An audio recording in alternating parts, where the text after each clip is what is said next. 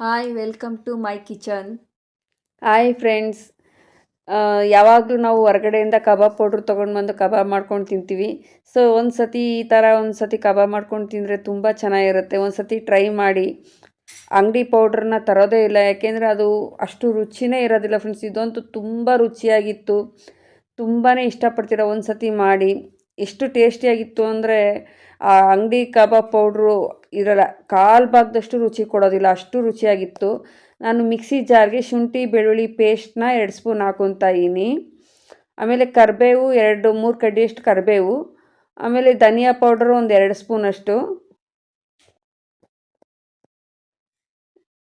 ಗರಂ ಮಸಾಲ ಹಾಕೋತಾ ಇದ್ದೀನಿ, ಅದೊಂದು 2 ಸ್ಪೂನಷ್ಟು ಹಾಕ್ಕೊಳ್ತೀನಿ.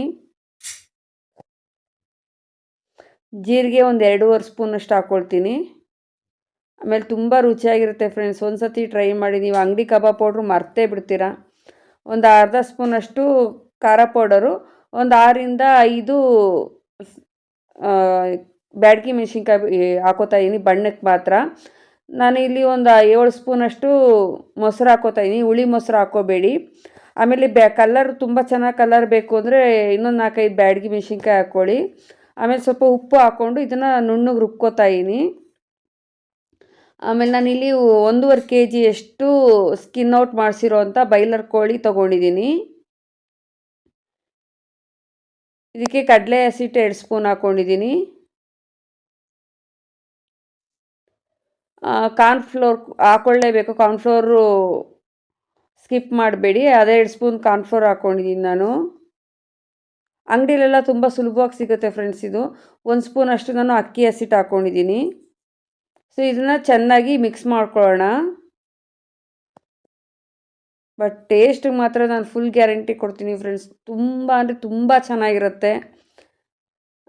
ಆಮೇಲೆ ನನ್ನ ಚಾನಲ್ನೆಲ್ಲ ಯಾರೆಲ್ಲ ಸಬ್ಸ್ಕ್ರೈಬ್ ಮಾಡಿದ್ರೆ ನೋಡ್ತಾ ಇದ್ದಾರೆ ಅವರೆಲ್ಲ ಸಬ್ಸ್ಕ್ರೈಬ್ ಮಾಡಿ, ಪಕ್ಕದಲ್ಲೇ ಬರೋ ಬೆಲ್ ಬಟನ್ನ ಟಚ್ ಮಾಡೋದನ್ನ ಮರಿಬೇಡಿ ಫ್ರೆಂಡ್ಸ್. ಯಾಕೆಂದರೆ ನಾನು ಚಾನಲ್ಗೆ ಹಾಕೋ ಫಸ್ಟ್ ವಿಡಿಯೋ ನಿಮಗೆ ಬರುತ್ತೆ.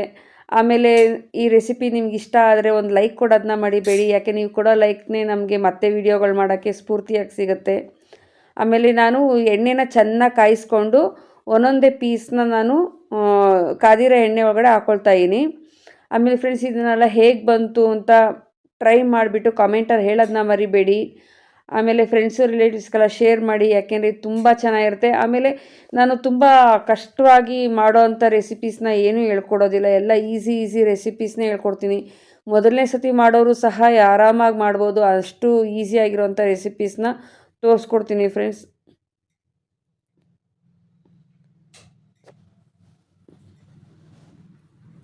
ಸೊ ಇದನ್ನೆಲ್ಲ ನೀಟಾಗಿ ತಿರುಗಿಸ್ಕೊಂಡು ಕಮ್ಮಿ ಉರಿಯಲ್ಲಿ ಬೇಯಿಸ್ಕೊಳ್ಳೋಣ ಫ್ರೆಂಡ್ಸ್. ಇದನ್ನು ಜಾಸ್ತಿ ಉರಿಯಲ್ಲಿ ಬೇಯಿಸ್ಕೊಬೇಡಿ, ಯಾಕೆಂದರೆ ಒಳಗಡೆ ಎಲ್ಲ ಚಿಕನ್ ಬೇಯಬೇಕು. ಸೊ ಎಲ್ಲ ಚೆನ್ನಾಗಿ ಬೆಂದಿದೆ, ಎಲ್ಲ ಒಂಥರ ಗೋಲ್ಡನ್ ಕಲರ್ ಬಂದಿದೆ ಫ್ರೆಂಡ್ಸ್, ನೋಡ್ಬೋದು. ಆಮೇಲೆ ನಿಮಗೆ ಇನ್ನೂ ಕಲರ್ ಬೇಕು ಅಂದರೆ ಬ್ಯಾಡಗಿ ಮೆಣಸಿನ್ಕಾಯಿನ ಬಳಸಿ, ಕಲರ್ ಹಾಕಬೇಡಿ. ಯಾಕೆಂದರೆ ಹೊರಗಡೆ ಕಬಾಬ್ ಪೌಡ್ರಲ್ಲಿ ಬಣ್ಣ ಬಳಸಿರ್ತಾರೆ, ನಾನು ಯಾವ ಬಣ್ಣನೂ ಬಳಸಿಲ್ಲ. ಬ್ಯಾಡಗಿ ಮೆಣಸಿನ್ಕಾಯಿಂದನೇ ಕಲರು ನಾನು ಇದು ಮಾಡ್ಕೊಳ್ಳೋದು.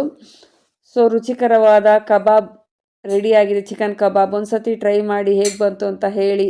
ಅಂಗಡಿ ಪೌಡರ್ಗಿಂತ ತುಂಬ ರುಚಿಯಾಗಿ ಬಂದಿರೋಂಥ ಕಬಾಬ್ ತಯಾರಾಗಿದೆ. ಇಷ್ಟೊತ್ತು ನಾನು ವಿಡಿಯೋ ನೋಡಿದ್ದಕ್ಕೆ ಧನ್ಯವಾದಗಳು.